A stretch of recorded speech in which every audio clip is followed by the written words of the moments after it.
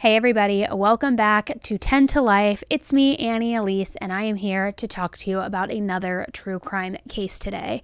Now, I'm a little bit conflicted about the overall vibes of today because I'm somebody who I believes like Christmas decorations should be up by like August 1st, right? Okay, that's kind of an exaggeration, but I'm definitely like a Christmas either before Halloween or the night that trick-or-treating ends.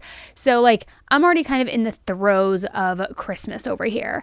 But the case we're talking about today makes me feel like it still needs to be spooky season. And maybe I'm not quite there mentally. And you'll get what I'm saying as I go through it.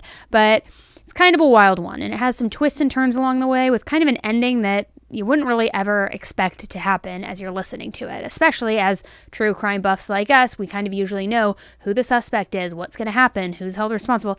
This one was a little different. So let me just kind of set the stage for you. Imagine being a first responder and arriving at what is supposed to be a car fire. But when you get there and you are about to put the fire out, you see a figure of somebody walking out of the woods toward you that goes on to be described as something like a scene from The Walking Dead.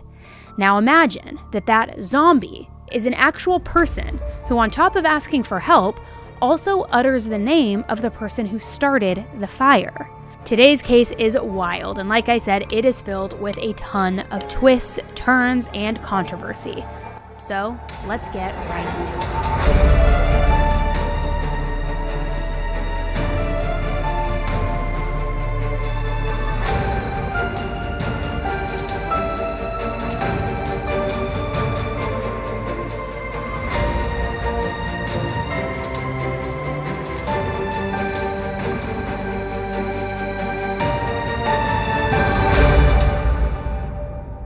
19-year-old Jessica Lane Chambers was born on February 2nd, 1995 in Clarksdale, Mississippi. She was born to her parents, Lisa and Ben. Lisa and Ben divorced when Jessica was just 3 years old, and Ben ended up remarrying, which led Jessica to having multiple siblings and also step-siblings. They were named Ashley, Annabelle, Amanda, Christopher, Brandon, Ben, and Stephen. Talk about the Brady Bunch. Now, I guess not really the Brady Bunch, because growing up, Jessica had a bit of a rough childhood, because her dad actually served time in prison for manufacturing methamphetamine. But he ended up getting out and became a mechanic for the local police department. She grew up and lived in the small town of Cortland, Mississippi. Cortland has a population of just 526 people, but it's not exactly known for being one of those cute little small towns where you can leave your door unlocked, feel safe, Hallmark movie, all of the things. While everyone does know everyone in town, the crime rate for the town is 49% higher than the national average, and more people than not have had a record in their past at some time. So Jessica lived with her mom, but at one point she moved out for a short time due to her mother not approving of a boyfriend that she had. Across the street was her grandma, and down the road was where her dad and her stepmom Debbie lived. When Jessica was in high school, she was a cheerleader and was academically very well-rounded. She was a great student who made really good grades. Unfortunately, during high school in 2012, her brother Ben tragically died in a car crash. Now, Jessica was really close with Ben, so his death was very, very hard on her. After high school, she started working at a department store called Goodies. But aside from those things, Jessica was also kind of involved with a not-so-great crowd, and even sold drugs, and wound up getting arrested for it. But again, even with all of that, she was still very loved. Jessica also had a boyfriend, 28-year-old Travis Sanford. But Travis was actually serving time in prison. So all around, kind of a little bit of a checkered past for everyone. It was a very small town. Almost everybody had a record. She was now getting wrapped up in the wrong crowd. She was doing bad things to get arrested. She was having this boyfriend who was in prison. Her dad had served prison time, kind of almost making it feel like the norm over there, I guess you would say. But it wasn't. And on December 6th, 2014, around 5 p.m., Jessica told her mom Lisa that she was going to go make a trip to the gas station, but that she would be back soon. After a couple of hours, Jessica didn't return though. So Lisa texted her daughter jokingly saying, "Hey, where'd you go to wash your car? Memphis? I mean, you were supposed to be right back." Now Jessica did not answer. So Lisa called her, but she got the voicemail. So she called a second time, and this time Jessica did answer, telling her mom that she would be back soon to clean her room, which apparently she had been promising that she would be doing for weeks. So Lisa went on to later say that the other end of the phone was really quiet, which was unusual for Jessica. She usually, apparently, always had her music blasting. So at 8:07 p.m., LaTroy Rudd and Glenn Williams called 911 to report a burning car on Heron Road in Cortland. They saw this burning car while they were driving by. Just 2 minutes later, responders arrived at the scene of this burning car. Upon arriving, the fire was primarily inside of the car, while the engine compartment and the trunk didn't seem to be as affected. Firefighters went to start putting the fire out, but then, out of nowhere, they noticed something that looked like a person walking toward them from the woods, with their arms stretched out. So they got back into the truck and backed out to use their headlights to get a better look at what was happening. Then they saw a young woman who was only wearing underwear.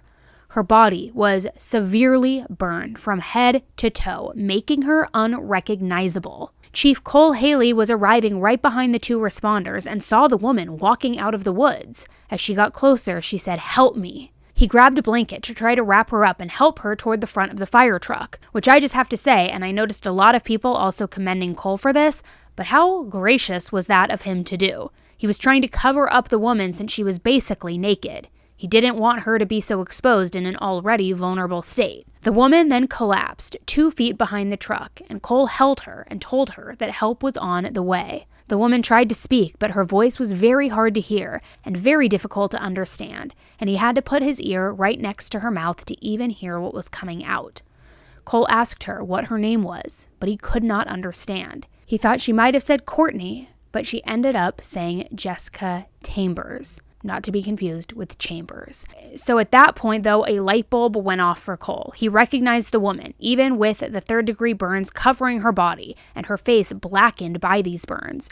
Her hair was fried and burned away from her face. She no longer had eyebrows, and there was soot around her mouth and nostrils. But he thought to himself, that's Jessica Chambers. He wasn't friends with her, but since it was a small town, he knew her. He asked who did it to her, and she responded with what sounded to be Herrick, only using one syllable. The woman was getting frustrated that she was unable to fully communicate the name. Cole then thought that she said water and that she was going to die. At that point, the woman began to fade away, so Cole, using his knuckles, rubbed her sternum to revive her. Now that is a standard procedure that first attempters use to attempt to bring a person back to consciousness. Then one of the firefighters named Jody Morris came to assist Cole, and he asked the woman if there was anyone else inside the car with her. And although it was hard for Jody to understand, he thought that she said Eric. A crowd of responders soon began to form around the woman, and the scene was horrific. It was loud and it was chaotic. So Cole continued to try to get answers from this woman, and she said the one-syllable word again, Herrick, again. So Cole turned to the other responders and said, "Did you hear that? Did she say Eric?" So Cole figured that to be sure, he would try to have the woman write the name down, and he had someone get a pen and a paper. But the woman was unable to write due to her skin being so severely burned. It was burned so much that it actually lost the ability to move. It was basically like leather. Bystanders started flooding the scene, but luckily an ambulance appeared and the woman was loaded inside. As she was being loaded, she told Cole a name that sounded like Essie. Cole then asked, "Is your name Jessica Chambers?" And the woman nodded yes. And Jessica kept saying, "Ol," so the medics turned up the heat. They assumed that she was trying to say cold, cold, because when someone is severely burned, it is likely that they will feel cold. So Cole peeked his head around the ambulance door and asked Jessica again who had done this to her. The EMT and the paramedic who were working on her thought that they heard either Eric or Derek or something that sounded like Ewe. I'm trying to kind of just give you the pronunciations here. So then Deputy Chuck Taylor walked in while she was being asked who did this, and he heard the responder say Eric. So he said, "Eric who?" And Jessica then replied, "No." Jessica was life-flighted to Regional 1 Hospital in Memphis, Tennessee. Police first told Ben, Jessica's dad, about what had happened. He and his wife, Debbie, sped up the road to let Lisa know the devastating news. Debbie got out of the car and yelled to Lisa that Jessica was set on fire. And Lisa didn't know what to think. She had just spoken to her daughter not too long ago, and everything seemed fine, despite it being a little bit quiet on the other end of the phone. So she, Debbie, and Ben raced to Regional 1 Hospital, about an hour away. Which I can only imagine how that car ride must have felt like forever. It must have felt like it was taking an absolute lifetime. At the hospital, Jessica's dad was too upset to go in and see her, but her mom, Lisa, knew that she needed to be by her daughter's side. She was told ahead of time that Jessica had been burnt beyond recognition. And when Lisa walked into the room, she knew that it was her. She knew that the woman lying in the bed was Jessica, her daughter. Lisa said in an interview later that her face was all pink and her hair was all burned, but they were trying to make it look like hair, and of course she was intubated, and you could tell maybe her eyes were burnt because she had Vaseline or something really deep over her eyes. But she looked like Jessica to me. Jessica's heart was beating, but even so, it was clear that Jessica was struggling to survive at that point. So Lisa put her arm on Jessica's shoulder and leaned over, feeling her neck, which was about the only bit of body that was not burnt. And she whispered into her ear, "Jessica, it's okay, baby. Mama's here, and Daddy's in the waiting room. And you know your daddy, he's a big old baby and he can't come in here, but he's here, and we love you. I know you're in pain, baby. If you want to go, you can go." Jessica then took one final breath and passed away. Lisa said later in an interview it was 2-something or 3-something. I don't know the exact time, I wasn't looking. But she hung on seemingly that long just for me to tell her that it was okay, that we were there, that we knew. It's like she kind of wanted to know that somebody was there. Not only did the severe burns tragically lead to her death, but so did the smoke inhalation that she had suffered from. The medical examiner estimated that over 93% of Jessica's body was covered in 2nd and 3rd degree burns. Hundreds of people showed up to Jessica's funeral, but now the question on everybody's mind was who did this heinous crime? Who would go after Jessica in such a cruel and evil way? While some thought that maybe it was a car accident gone bad, police knew that that was unlikely, being due to no marks on the fence near where the car was and no marks on the car itself that would prove that it crashed into something. So there was an $11,000 reward put in place for information that would lead to finding the suspect. Investigators went to Lisa to figure out what Jessica did the day of her murder. Lisa told them that Jessica went out with a friend named Keisha earlier that day and got home around 2 and took a nap in the living room. Then, around 4:25 p.m., a phone call woke Jessica up, and after the short call, she told her mom that she was heading out to the gas station and would be back. Now, apparently, there isn't a ton to do in Cortland, and so the M&M convenience store is the place to be, apparently. So the investigators decided to go to this M&M convenience store and talk to the clerk, see if they had any information. So they go into the store and they talk to 19-year-old Elise Alseni. Ali remembered seeing Jessica that night and told the police that they could take a look at the surveillance footage.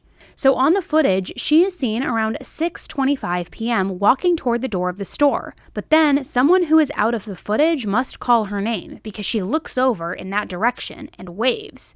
She then walks over towards this person, and she doesn't return to the surveillance footage for 2 whole minutes, where she then walks in, pays for her gas, and leaves. Now, police were happy to have the footage to confirm Jessica's last known whereabouts, but the court of public opinion felt very differently. People online spread rumors that Ali was the leader of a gang and was the one to kill Jessica, especially since he was the last known person to see her. But throughout the early stages of the investigation, Ali was very helpful to police.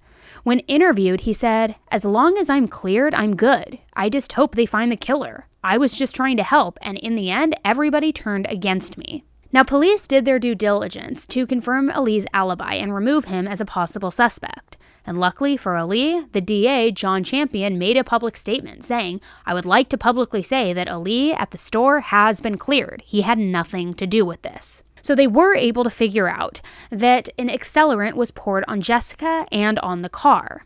The way that was determined was because a doctor at the burn unit at a Regional 1 hospital noticed a pattern of burns on Jessica, as if someone threw liquid on her and then set her on fire. And horrifically, that is exactly what happened. When pieces of her bra were found at the scene, they were sent in and they came back positive for gasoline. A piece of evidence was later found by someone named Jerry King.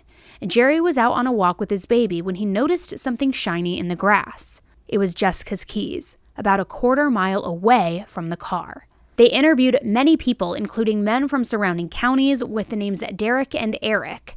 They looked into her boyfriend, Travis, but being that he was in prison, he wasn't considered a suspect. Jessica's family was also looked into by police, and of course, with the court of public opinion, many believed that Jessica's dad was somehow involved due to his sketchy past and his negative opinions on interracial relationships. See, Jessica was in an interracial relationship, so people thought that because of that, he could somehow be the suspect. But Ben went on to publicly say that he had no problems with different races, just interracial relationships, and that he would never hurt a hair on one of his child's head for no reason. Investigators spoke with Keisha Meyer, Jessica's best friend, who she told police she was with earlier that day when she was murdered. Keisha told police that she and Jessica went driving around that morning, and when Jessica picked her up, a man named Quinton Tellis was in the car. She said that her and Jessica smoked a blunt together and then dropped Quinton off after looping through town. Quinton lived with his mother in town, right across from the M&M convenience store, and he also had a past. He was in prison a couple different times for things like burglary. And Jessica and Quinton had only really actually recently met, only knowing each other for 2 weeks before she died. So police brought Quinton in to talk. Quinton was very cooperative during questioning. He confirmed Keisha's story, saying that, yeah, he didn't really know Jessica very well, but they were just friends and they drove around that morning and she dropped him off. That was it. He claimed he hadn't seen her since. So police then asked if he knew anyone named Eric or Derek that would in any way be connected to Jessica. And he actually did. Derek Holmes. He said that Derek was acting weird towards Jessica for a little bit, even harassing her at various points, all to go out with him. So police looked into Derek, and he had quite a rap sheet, which included exploitation of minors. Real stand-up guy, right? So they brought him in to talk to him and see where he was that night. And in a very weird turn of events, he said that he was at home rubbing his mother's feet. Pause for reaction. Pause for reaction. I'm kind of grossed out. But I guess it could be interpreted as endearing because apparently his mom had a diabetic condition that made it so that her feet needed to be rubbed nightly. Or maybe a foot rub gave her relief. I don't really know. It just kind of gives me the ick personally, but maybe he was doing it out of the kindness of his heart, so who am I to judge? So either way, police were able to corroborate Derek's story and came to the conclusion that he was telling the truth. He really was at home that night, rubbing his mom's feet, and he didn't leave the house. So police were now back to square one, so they decided to extend their search and ended up talking to nearly 500 Dereks and Erics. But this just started a whole new shitstorm, because nearly all of the men that they interviewed were black, which turned the story into a racial profiling issue. As they continued interviewing people, some of those people spoke out. Then he come out and kept us up there for about 6, 7, 8 hours. George Mister and Rachel Tudor say they're the latest to be questioned in Jessica Chambers' murder. I took a lie detector test. I took a swab test. Investigators wouldn't confirm the pair was questioned, but a jail log shows Mister's name on the date in question. Tudor isn't listed, but I did see her in the jail parking lot. They questioned me about a text message that I sent Jessica 2 days before she died. And I guess that was why they may have thought something. I don't know. These two say they both know Jessica. How'd you know Jessica? She's a good friend. Yeah. But tell me they have no idea how she was set on fire and found near her burning car in Cortland. It's saying that It was a lover's quarrel. it was a lover's quarrel. You know, a lover's quarrel. They questioning about. District Attorney John Champion estimates around 100 people have been questioned. I knew Jessica pretty well, and we hung out, and we had our differences, ups and downs, but, you know, none of us would really ever imagine doing something like that to her. Mystery still surrounds the 19-year-old's death. It's been almost 2 weeks. People continue to come in and out of the jail for questioning, but so far no one has stayed to be charged with her murder. Was Jessica into any trouble? We don't know. You know, don't know what the problem was that got her killed.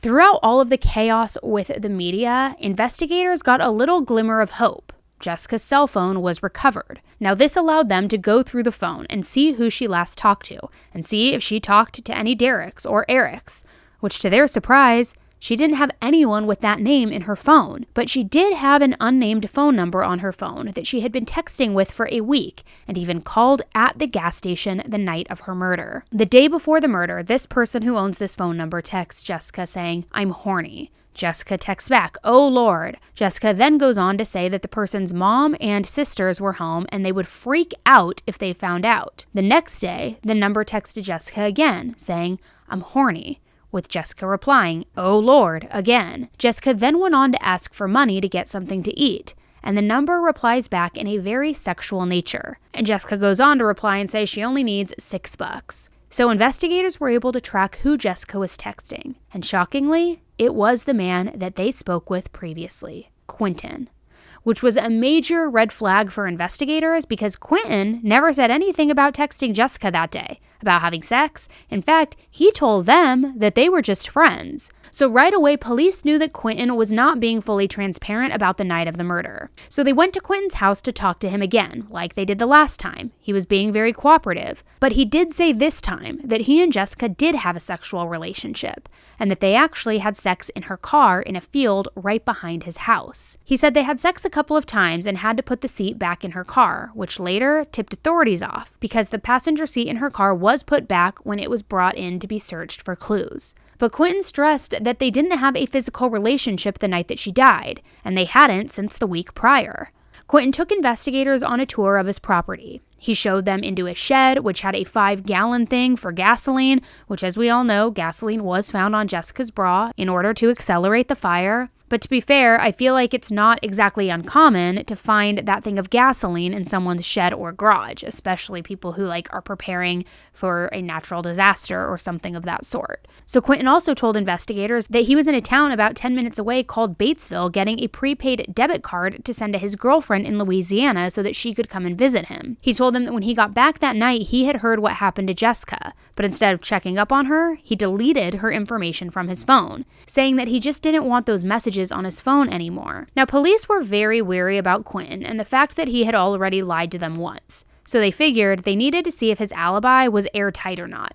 So they went to that store that he said he got that prepaid card at, a store called Fred's, and they went to go speak with the manager. The manager gave them surveillance video, which showed Quinton buying that card at 8:26 p.m., which really isn't too long after the 911 call was made that night. Fred's was about 15 minutes away from the crime scene, so realistically, Quinton could have left the scene of the crime and made it to that store by 8:26. But since there was no way to confirm that suspicion, Quinton was left off the hook, but remained on the police's radar. Investigators then decided to circle back to Jessica's boyfriend, Travis. Yes, he was in prison, but they thought that maybe he got wind of Jessica being unfaithful and maybe put a hit out on her. He was affiliated with a gang, and since police were trying to cover all of their bases, they went and they spoke with Travis. But they soon realized that there was no way that Travis was involved. Even though they had had their fair share of problems when they were together, he was beyond devastated when he heard what had happened to his girlfriend. So 6 months went by with no strong leads or suspects. Jessica's family was left to pick up the pieces.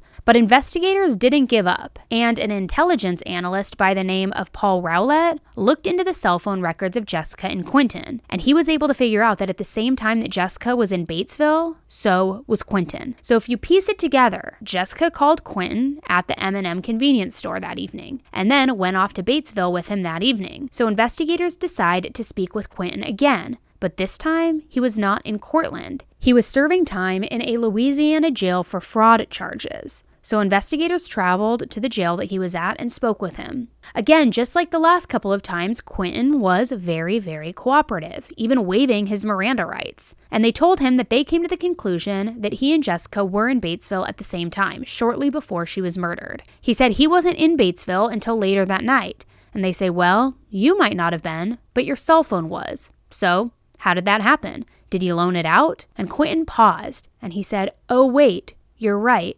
I was in Batesville that night. I was with my friend Big Mike driving around in his truck. He went on to say that they saw Jessica at Taco Bell, and he gave her a bag of marijuana and $10 and then went on his way. Quinton said that he wasn't with Jessica that night, and he was at home until a little after 8 p.m. when he then went to get the prepaid debit card for his girlfriend.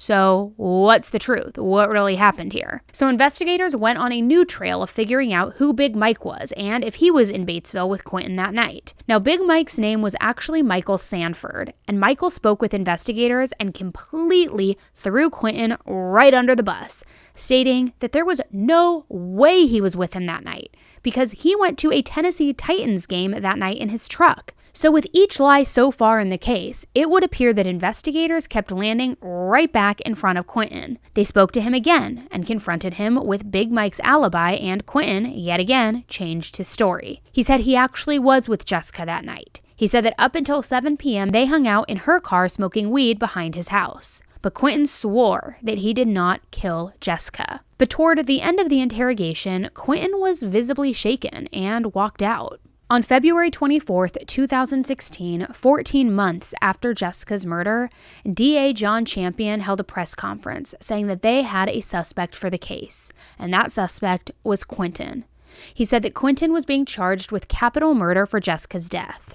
John didn't give much information about why Quinton was the prime suspect, but he did say, "We methodically plugged along, making sure that if we had some piece of information, we had something to back it up with. The public wants these cases to be solved quickly. Television doesn't help us with that." The town was still not over the racial profiling that had come along with the case, and having the press conference didn't help, being that basically no information was given as to why Quinton was arrested, which of course only fueled the rumor mills that much more during the time of Quinton's arrest up until his trial on October 10, 2017 in Batesville. The prosecution side opened up first, and DA John Champion told the jury about how Jessica was burned alive and that Quinton was the last one to be with her. He discussed how Quinton lied to the police multiple times about his whereabouts that evening, but that with the cellular data they found, they were able to track him that night. John said that he believed that Quinton suffocated Jessica and went back to his house, got his sister's car, a can of gasoline, drove back to Jessica in the car, poured the gasoline, lit it on fire, and then drove off to Batesville to get that prepaid debit card. While John was trying to persuade the jury that Quinton was guilty, he also said that Quinton deserved a fair trial and had been extremely cooperative from the start of the investigation. Next, it was the defense's turn to present their case. So in opening statements, defense attorney Darla Palmer spoke with the jury, acknowledging how heinous the crime was, while also saying that there was absolutely no possible way that Quinton was guilty. She focused on the key witness statement from Jessica herself, and that it was her saying what sounded to be Eric or Derek when they asked who did it to her. Darla went on to discuss how Jessica was able to say who she was, and when asked who did it, she said the same name multiple times. Darla spoke on how Jessica didn't seem to know the suspect's last name, but she knew Quinton beforehand, and she knew his last name. So if it really was in fact Quinton, wouldn't she have been able to say his last name? Darla also brought up the cell phone records and said that they can't actually pinpoint a person's location. And her last piece of evidence to prove that Quinton was innocent was the green dot card, otherwise known as that prepaid debit card. She told the jury that the card was purchased at 7:53 or 7:58 that night. And the car fire was reported on fire only a few minutes later, which would have made it absolutely impossible for Quinton to be at the scene of the crime. Next up was one of the prosecution's first witnesses, Jessica's best friend, Keisha. Keisha confirmed that she and Jessica were with Quinton that day driving around town. She talked about how a few days prior to Jessica's death, they did the same thing, drove around town. But when Jessica dropped Quinton off, the two of them hugged, and something about the hug didn't sit right with Keisha. But something about the hug, it just wasn't sitting right, because the way Jessica acted, she acted like it was, something dangerous. Like she acted like she was paranoid or scared of something. I don't know what it could have been, but she made it seem like it was aggressive towards her. But did she appear to be returning the, I guess for lack of a better word, returning the love? She made it like short, made it like, a friendly hug. But she made it seem more like she was scared to do it. So she made it a quick hug and then got it back in the car and he left. Next, it was Darla's turn to speak with Keisha, and she focused on Jessica's history of selling marijuana. You have knowledge that Jessica actually was involved with selling drugs to some degree, marijuana? Yes. That was yes? Yes.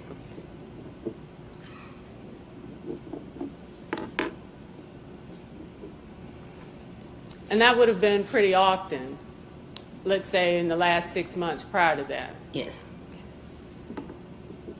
And closer we got to the December time frame, would you say that she was basically serving people every other day?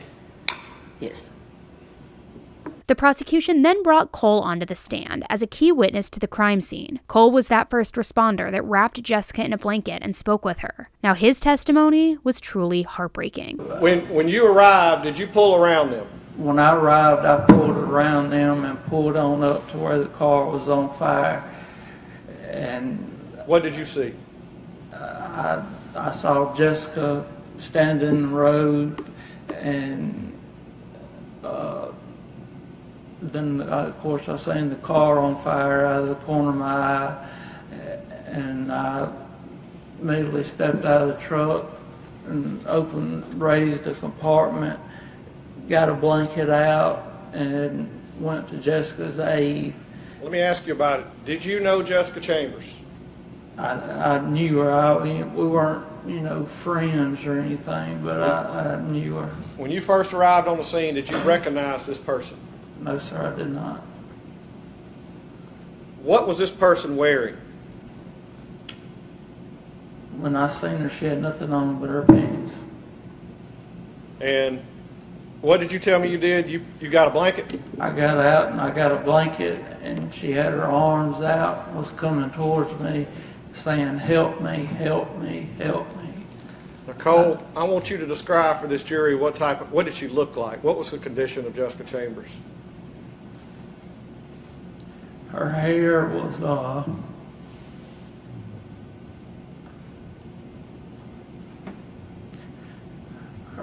was fried out like she'd stuck it in a light socket. And she had black all over her face. Her body was severely burned, and just all the way down her body was very badly burned. And like I said, I wrapped the blanket around her to conceal her. And I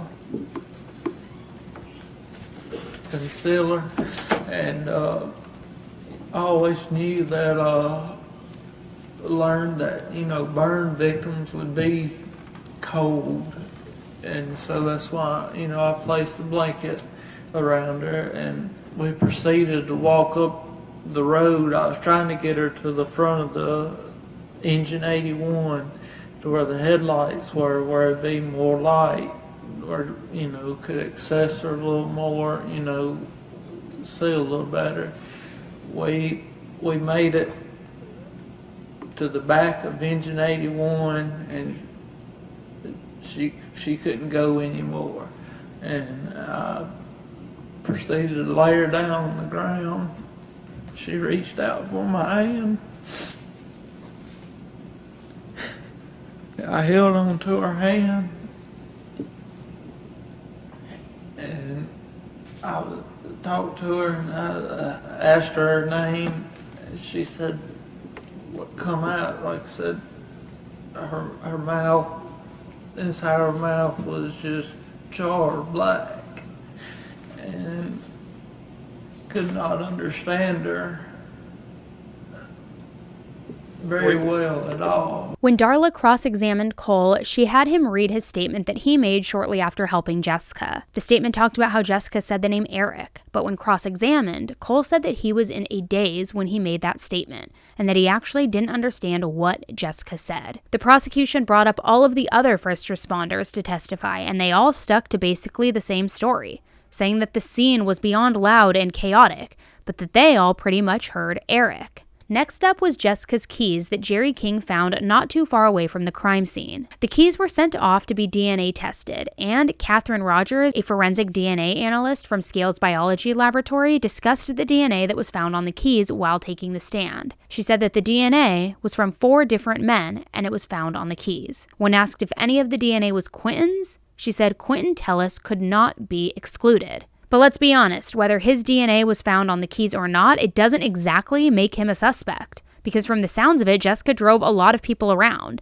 and it wouldn't be out of the question for the passenger to touch the keys at some point during one of their drives. So then the prosecution team brought up Paul Rowlett, the intelligence analyst, to discuss those phone records and what he found. Now, Paul's testimony was close to 5 hours long. He presented the jury with a PowerPoint and a map that showed all of Jessica's locations that evening, as well as Quinton's locations. The pings of Jessica's phone to the cell phone tower put her in 3 different locations that evening: the M&M convenience store, Quinton's house, and the field behind his house that, to Quinton's own admission, admitted they had sex in. When Paul analyzed Quinton's phone records, his phone ended up in the exact same spots as Jessica's that night. Then, from 6:49 p.m. to 7:26 p.m., there was no activity from either Jessica or Quinton's phones. So investigators tried to account for that time period. They checked the M&M's convenience store surveillance camera, which faced directly in front of Quinton's home. The video showed a car leaving Quinton's house at 7:25 p.m., and a minute later, Jessica's phone headed toward the scene of the crime, but no text messages or calls were made at that point going forward with her phone. Then the camera spotted a car pulling into Quinton's house and stopping at the shed on his property at 7:50 p.m., staying only for a few minutes, and then leaving again, heading south, which again was the direction that Jessica's car was found and the direction that the car had just previously came from. When Paul was cross-examined by Darla, she said that being that Cortland was so small, there weren't a ton of cell phone towers, so the information that Paul found was not 100% accurate. And Paul agreed, saying that yes, the more towers, the more accurate the results. Darla also said that the surveillance footage never actually showed a license plate or who was driving the car found on the footage, so it was all just an assumption that it was Quinton, but not an actual fact. Then another piece of information that came from the cell phone records was Quinton's last text that he had sent to Jessica that night at 7:43 p.m., which said, "My friend is coming tonight. I'm going to call you tomorrow. Good night. Sweet dreams." DA John claimed that he believed that that text, as well as Quinton going to get the prepaid card, was just a way for Quinton to create an alibi. So next it was time for closing arguments. DA John recounted to the jury what happened to Jessica and how the prosecution came to the conclusion that Quinton was the suspect. When Darla went on the defense's closing statement, she focused on Jessica's last words, Eric, and went on to discuss the racial profiling found within the case. When DA John had his rebuttal, he dismissed the racial profiling claims as well as discussed how Jessica turned Quinton down for sex multiple times. He said that we had sex, and you got to believe him on that, despite all of the text messages where Jessica is basically telling him, no, I'm not going to have sex with you. Oh, Lord, I'm tired. Your mom is there. The various nice reasons that she was giving him, I'm not having sex with you. But you have to believe a man who has lied multiple times to law enforcement in order to believe that. But he tries to tell you that we had sex right where we walked to you next to his house. Remember that? When we walked down that little road? That's where he pointed out to Dustin Blunt 11 days after Jessica died, that's where we had sex. And then he said, Dustin said, well, how did you do it? She got over on top of me and laid the seat back. Okay? And then they walked over to the shed and Dustin was talking to him about his dirt bike. And Dustin told you, yeah, he went inside and showed me a can of gasoline. So let's go back to what the actual facts show. Paul Rowlett testified at beginning around 6:30. The dots are showing right where he pointed out to Dustin Blunt that they had had sex. Second of all, he pointed out that where the gas can was located, which is the exact same spot you see the car slowly pull into. And what we know was the substance on Jessica's bra found at the scene was what? Gasoline. He showed Dustin Blunt. And the thing about it is, he said they leaned the seat back. What was the position of the seat when it was found that night? You've got multiple pictures of it. Just like he told Dustin Blunt, Jessica's seat was laid back in the passenger seat. You remember him telling Dustin that?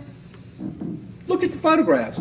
It supports exactly what he said happened inside that car. There are three things. That's not made up. Those are things he said. Car, gas, where they had sex. The dots, not the green dots, but the dots that Paul put out there. So when they go and they want to have you say, oh, we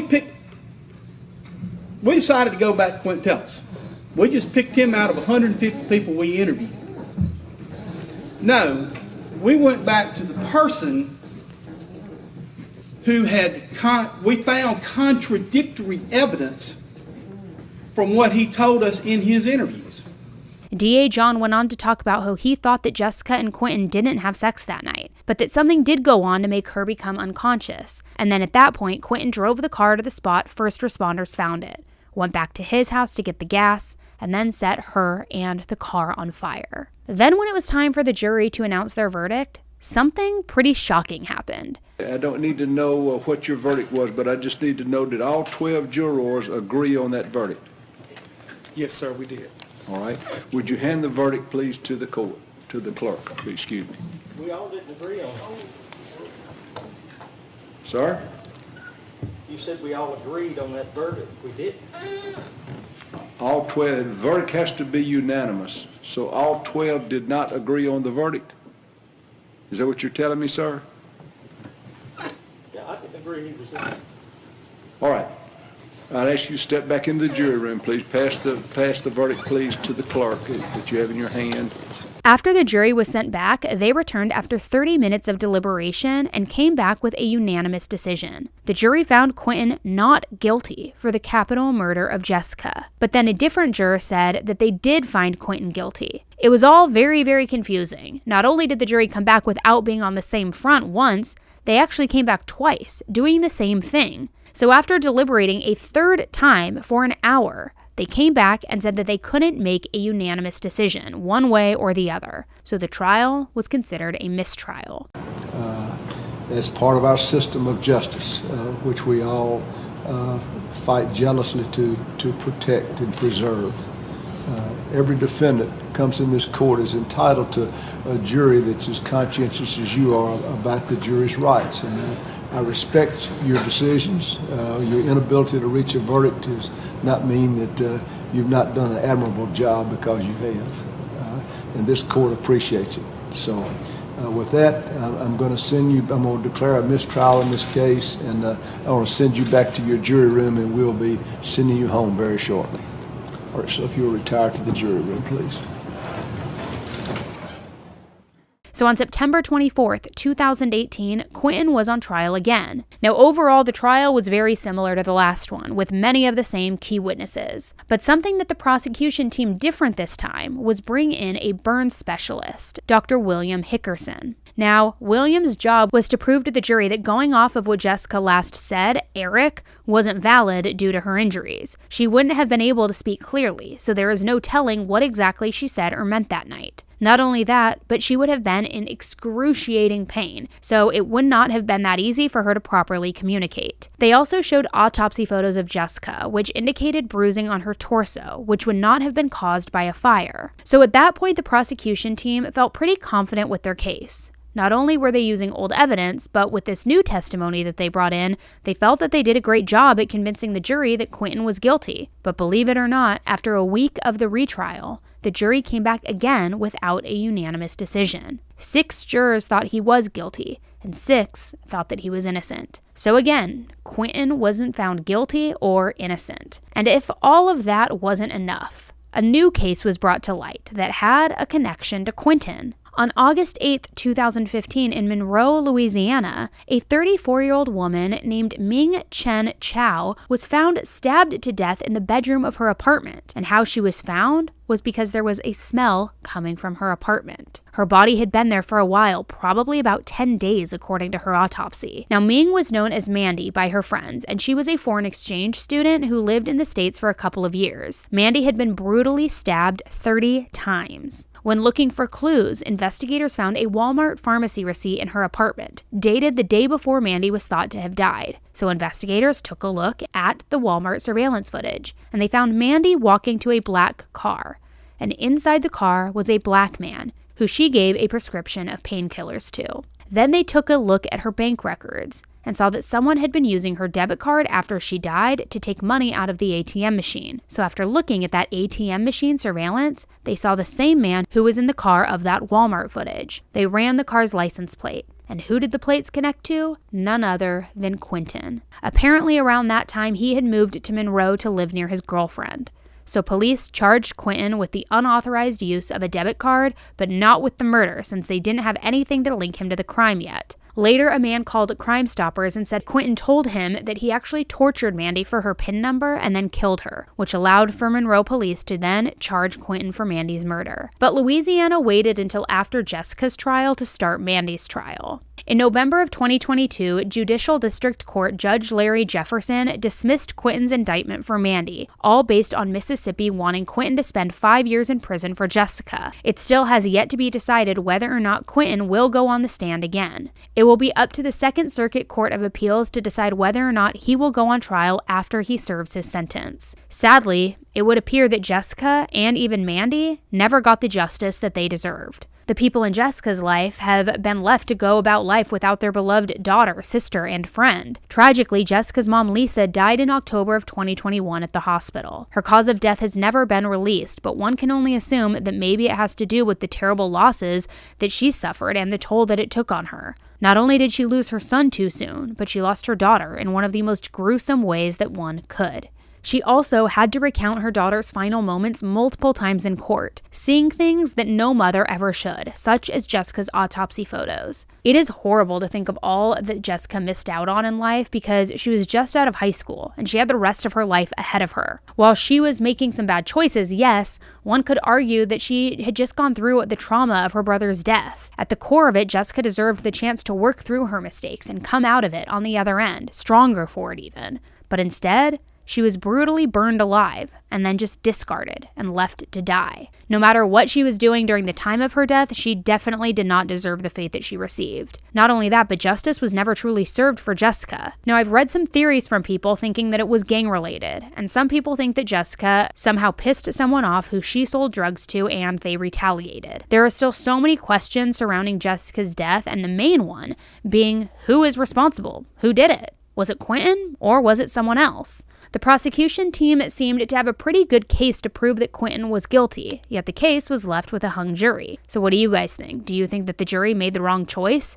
Or do you think that somebody else murdered Jessica that night? Let me know what you guys think in the comments below. Thanks for tuning in to another episode of 10 to Life. My name is Elise, and until the next case, stay safe. Bye.